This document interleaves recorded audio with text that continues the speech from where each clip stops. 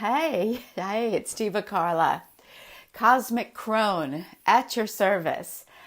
It's been a while since I've been here. I went off on retreat, and it takes a while to get back into the rhythm of things. But I'm glad to be here with you this afternoon. I'm here to talk about sex and sovereignty. We had our first master class last Wednesday, and it was amazing. People were in attendance. We had a discussion. We went on for an hour and a half. It was great. And the discussion is continuing in Womb Wisdom Portal. So if you're not a member of that group, I'll put the link in, and I think you can get it up on the page in the upper right-hand corner. There's a button that says go visit the group, and you can ask to be admitted. It is a group for women. So if you're a man and you want in, the chances are you can ask, you can discuss it with me. There is one man in the group who is very discreet. His energy is there as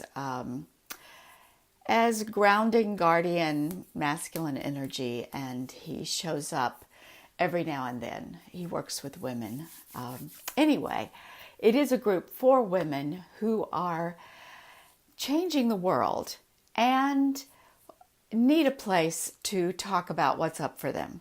We talk about sexuality, money, the relation of all of those things, and we call it Womb Wisdom Portal because we tap into the wisdom of the womb. And one of the things that we're talking about is this whole idea of sex and sovereignty.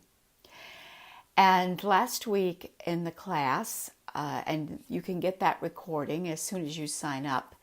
And I have the link to sign up for Sex and Sovereignty is in the subject, the title of this video. So last week we basically defined our terms. What is patriarchy? What is matriarchy? What is sovereignty? Because the intention, the motivation for this Sex and Sovereignty Masterclass is to start to dismantle patriarchy. It is my own personal answer, the Cosmic Crone's answer to my concerns about what the hell are we going to do about patriarchy, this massive, gigantic system that is ruining the earth, running our lives, and seems to be too big to fix. And what really came to me is that the goal is not to try to smash what's out there, but to work at what's inside of us, because we have internalized all of that as women, as men, throughout our, all of us, we have grown up in and learned how to be human inside of a patriarchal system, and we can't even see it. It is the ocean we swim in, the air we breathe.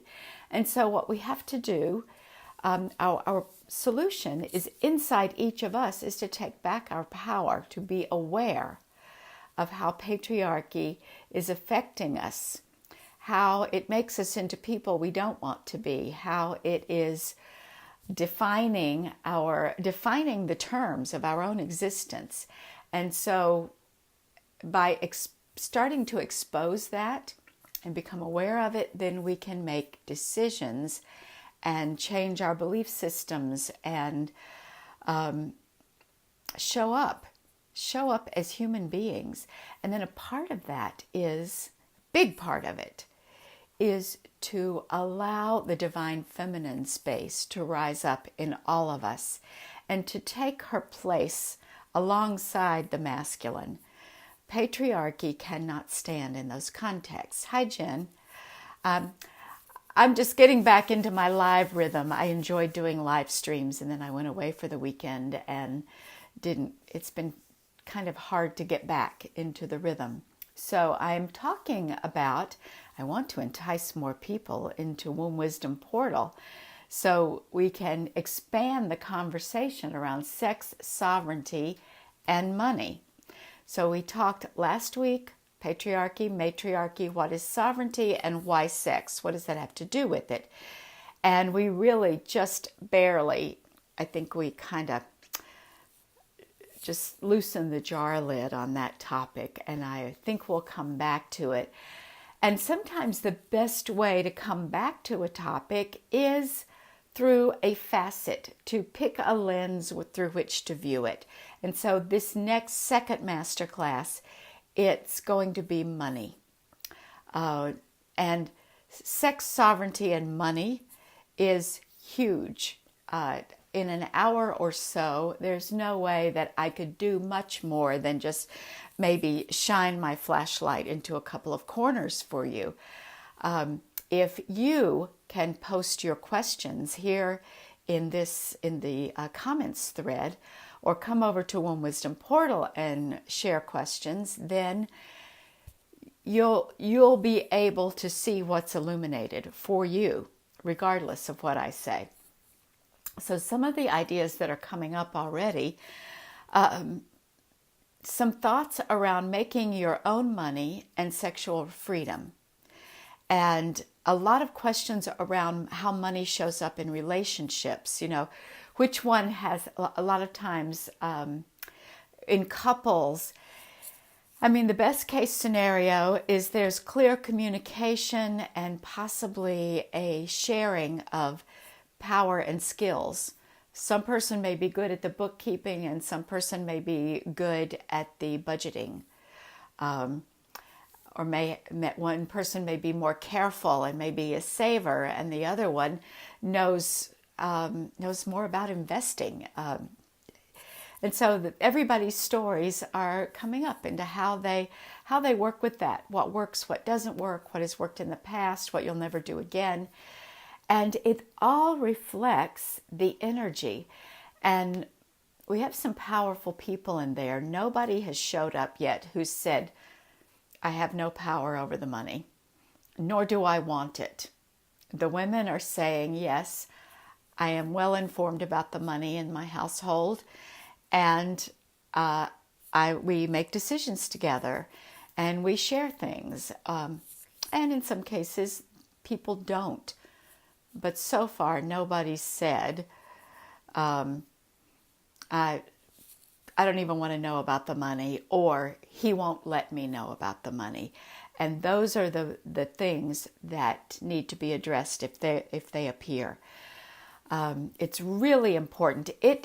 I'm not giving away, this is not a spoiler for me to say that money and sovereignty are twins. You cannot have one without the other. So, and maybe that's not even 100% accurate. And if you're going to have control over your life, then you must have some money and control over it.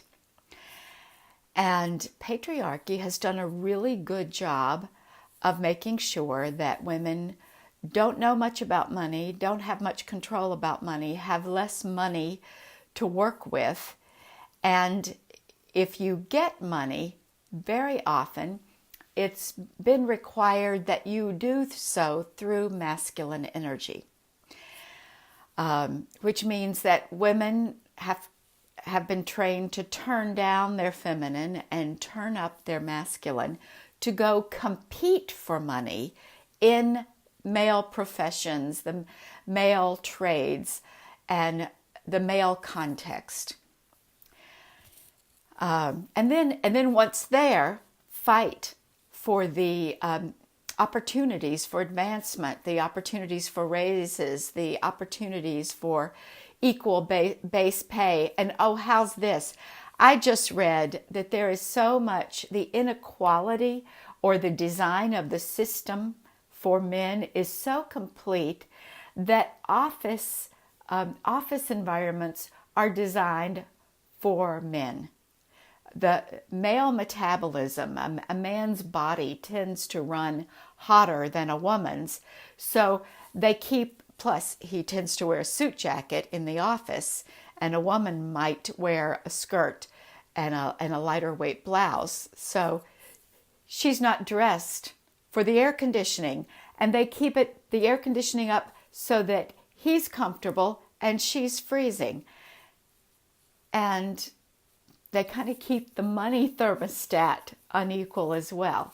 So, yes, patriarchy has taken over money, which is initially a feminine energy, and it was essentially invented by women. Money has been around since people are really smart. They realized early on how convenient money is, currency.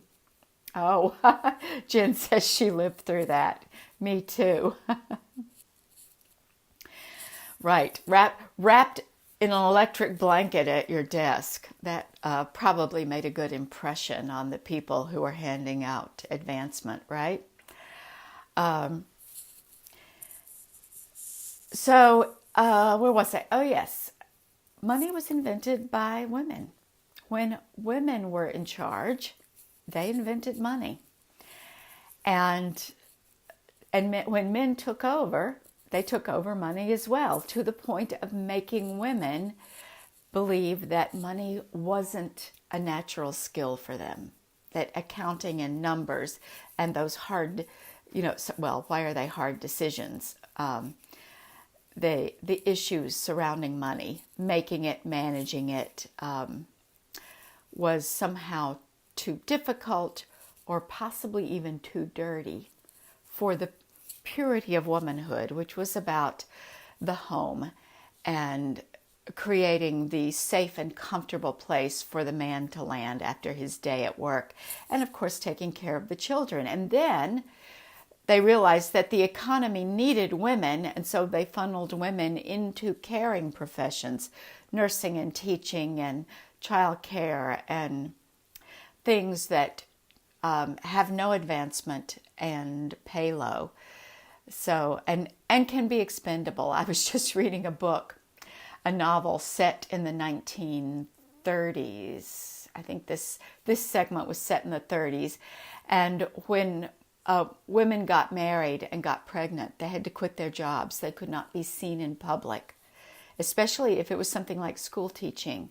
Couldn't show the kids that you had a belly, and which meant that you had had sex. So women were then deprived of livelihood and career and any satisfaction that they derived from that, because their real purpose, having babies, had finally taken over. So we're going to talk about some of those things. Let's see, what are some other things that have come up in the questions? I have some notes here. All the ways that money shows up in relationship.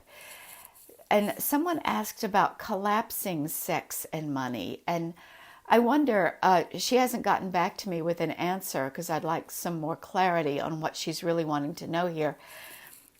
But maybe it has to do with equating or merging the energies of sex and money, because they really are both second chakra matters. Sexual energy and money energy are part of the creative life force energy that arises in our second chakra. What else? Talking about sharing skills and responsibility in relationship and the challenges. What does it mean to be cared for or financially supported in a relationship? During the second wave of feminism, that got a bad rap. A man shouldn't be taking care of you if you're a woman. And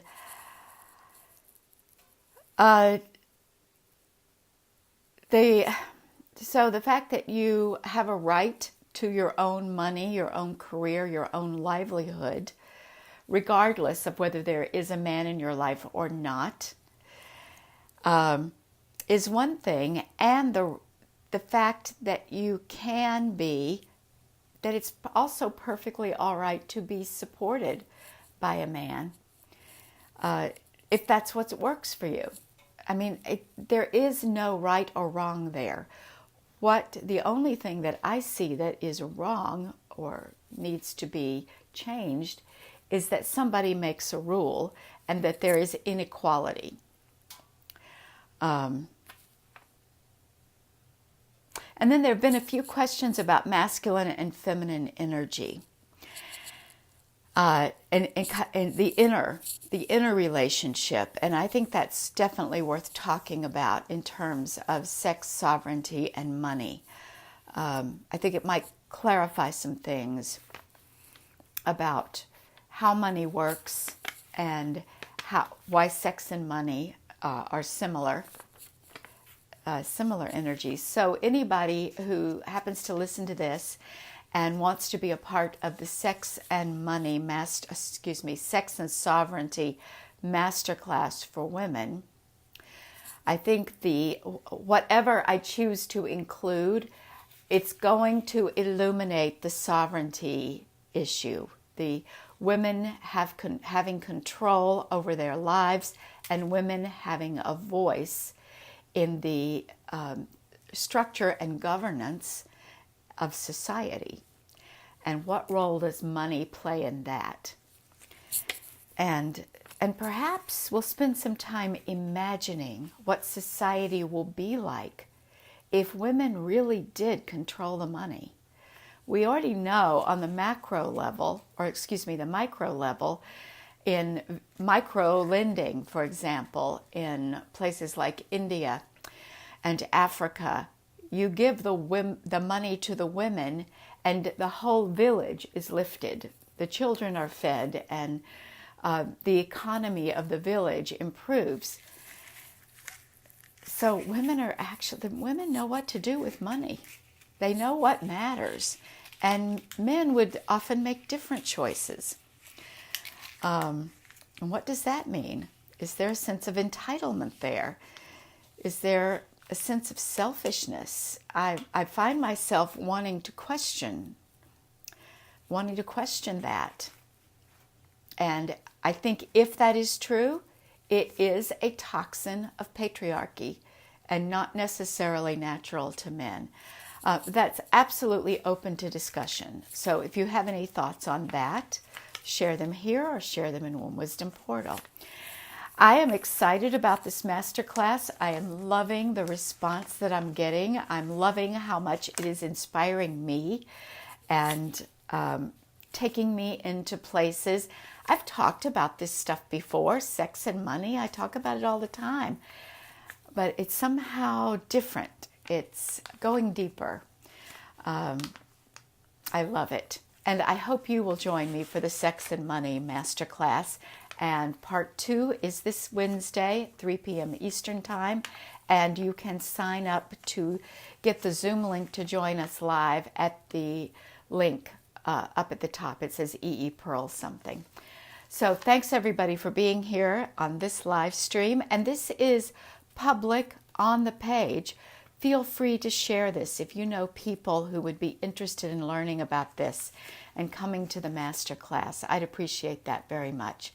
And I'm going to sign off now, and I'll see you later. Bye-bye.